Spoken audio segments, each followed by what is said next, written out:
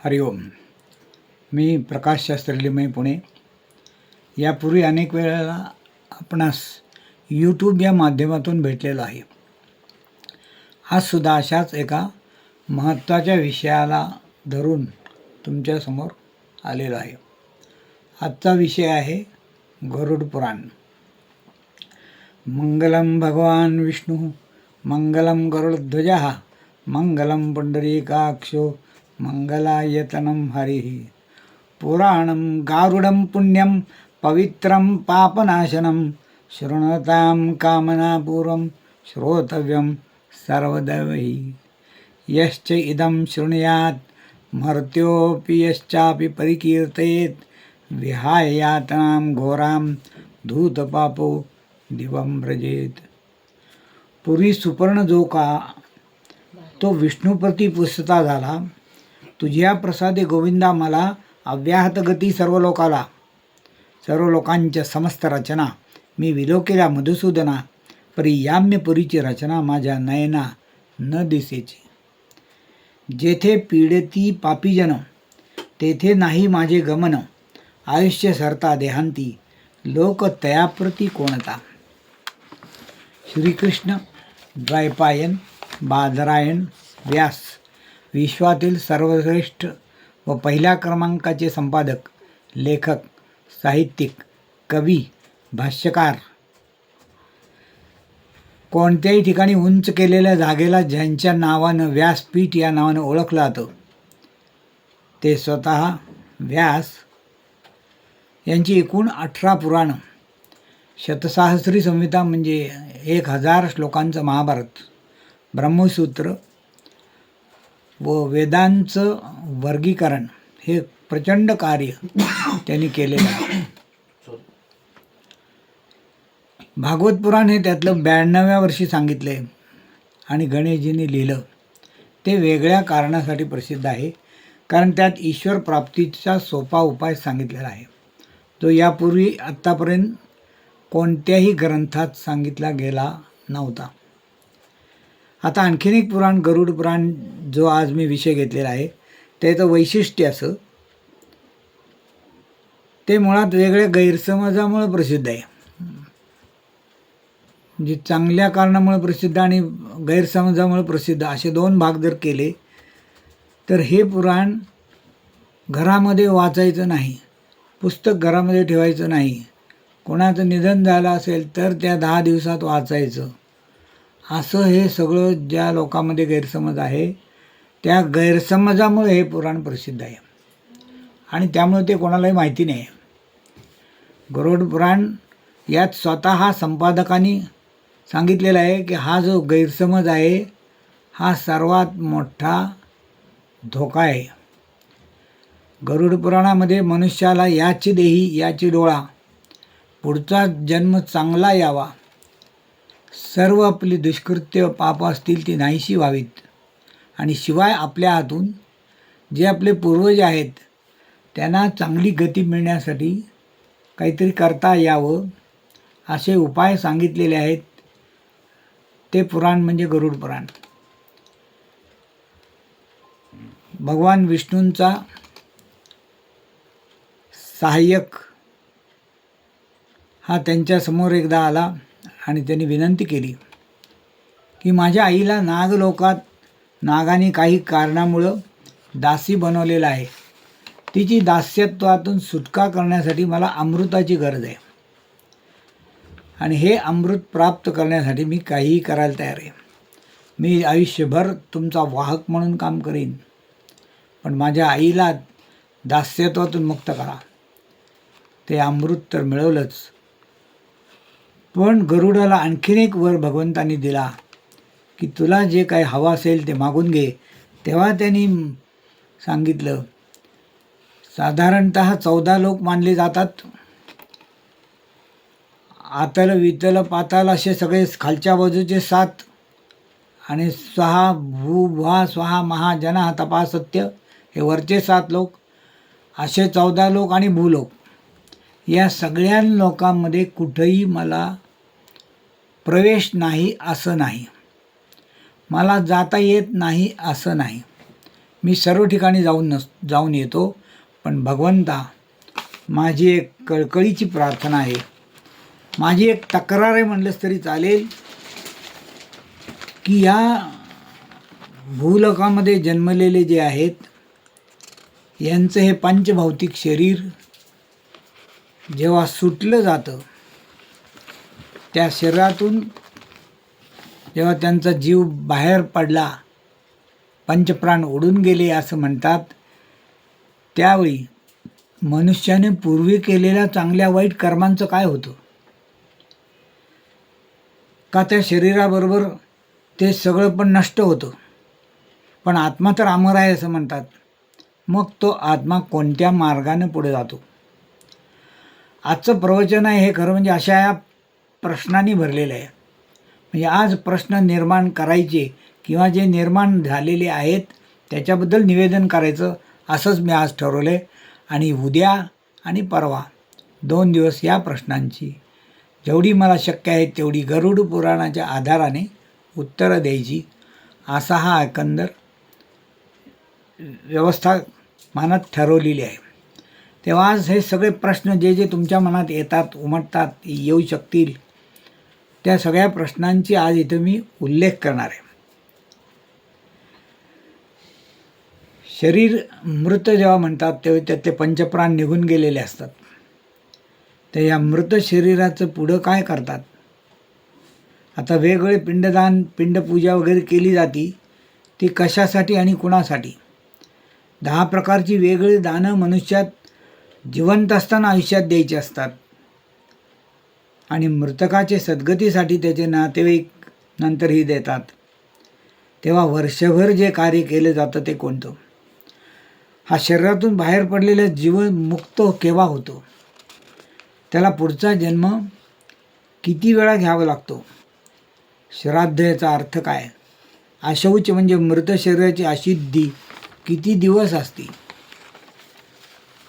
हे जन्मलेल्या जीवाचं पुढचं आयुष्य कसे जाणार हे जन्मपत्रिकेनुसार ठरतं का? त्यात बदल करायचं स्वातंत्र्य जीवाला असते का? हे जर स्वातंत्र्य नसेल तर वेगळ्या उपासना, स्तोत्रे, देवतांची भक्ती ही कशासाठी?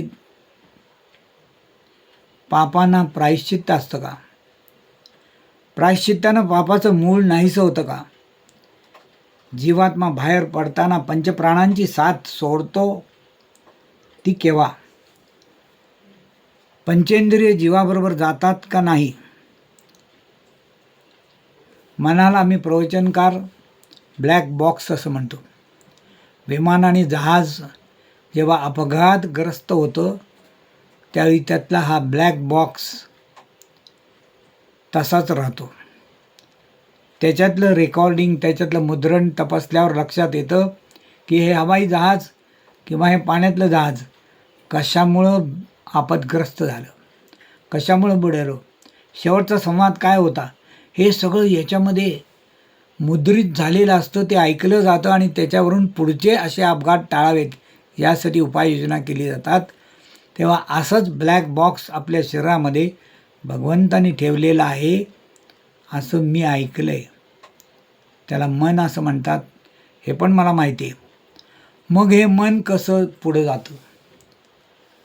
कर्मेंद्रिय, पाच पंचेंद्रिय हे सगळं आणि पंचवायू हे सगळं त्या मनाबरोबर कुठे जातात?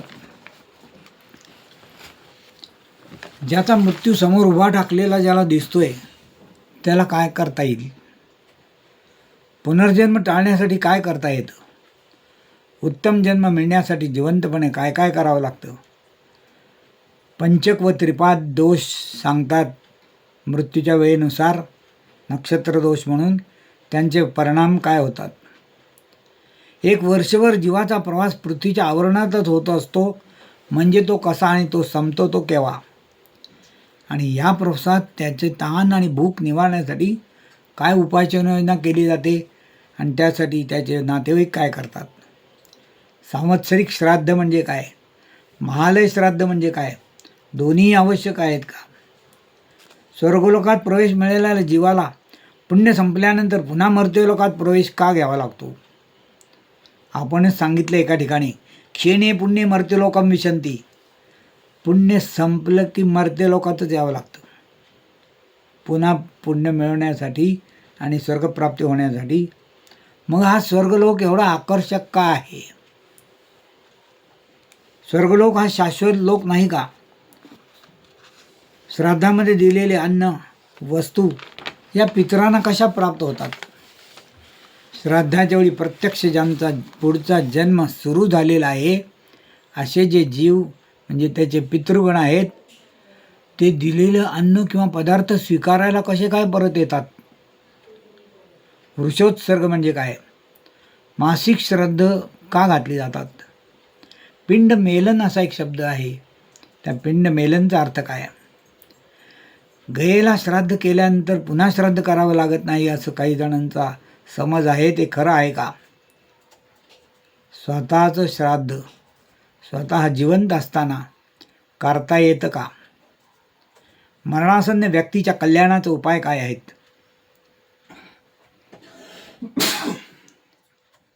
गरुड पुराण नावानं जे पुराण प्रसिद्ध होणार आहे पुढं, ते कोणाच्या तरी निधनानंतरच वाचायचं असा जो समज होलाय तो बरोबर आहे का?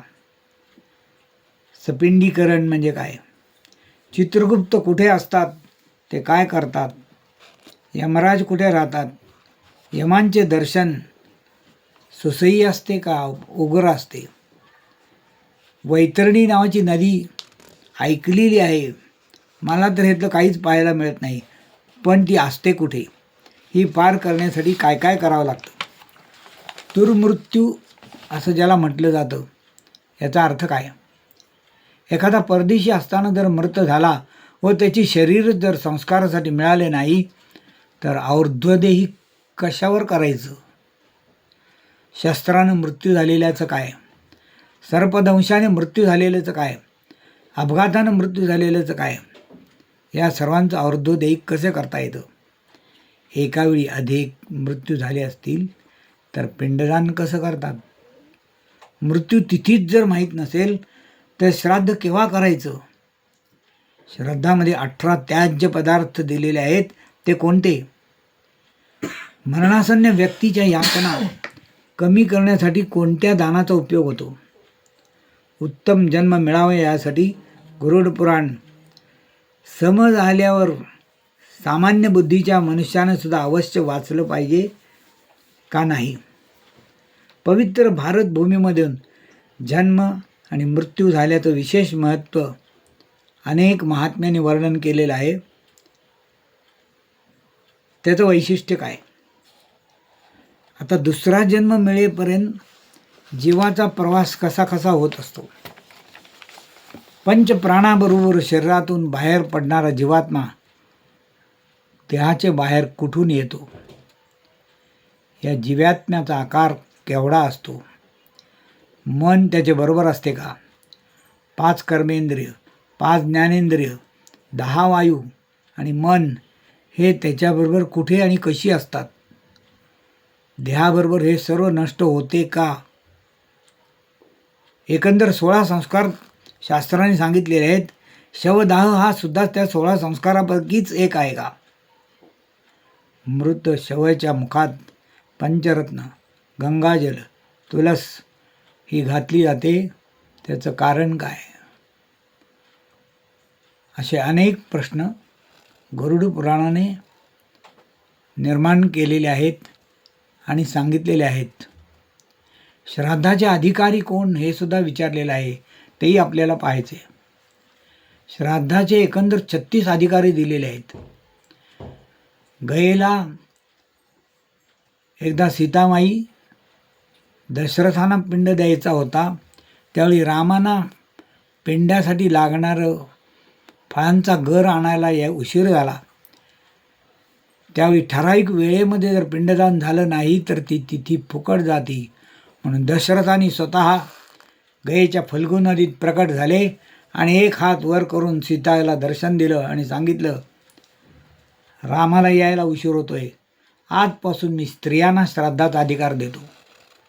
तेव्हापासून गयेला तरी गुरुजी लोक स्त्रियांना श्राद्ध करता येईल असं सांगतात.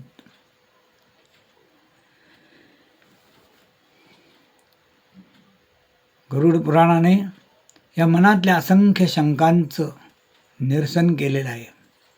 तेव्हा हे गरुड पुराण कुणाच्या तरी निधनानंतर नाही, प्रत्येक जणाला जाणीव असताना, सज्ञान असताना, त्याची बुद्धी स्थिर असताना इतर पुस्तकांप्रमाणे अभ्यास म्हणून याचा जरूर अभ्यास करावा. यासाठी आजच्या भागात वेगळे प्रश्न जे निर्माण झालेले आहेत, या प्रश्नांची एकदा उल्लेख केलेला आहे. या प्रश्नांपेक्षा आणखी काही प्रश्न तुमच्या मनात असतील तर तुम्ही माझ्या व्हॉट्सअप नंबरवर हे प्रश्न लिहून पाठवा. उद्या आणि परवाचे जे दुसरे 2 भाग आहेत, त्या 2 भागामध्ये त्यांची शास्त्रोक्त आणि सविस्तर उत्तर देण्याचा मी प्रयत्न करीन. आज आपण हा पहिला भाग या पितृपक्षानिमित्त सुरुवात केलेला आहे. त्यासाठी आपण थोडा विराम घेऊया. याच्या पुढचा भाग दुसरा आणि तिसरा अशा 3 भागामध्ये हे गरुड पुराण विषय पूर्ण करायचा असा मानस आहे. सर्वांचे आभार.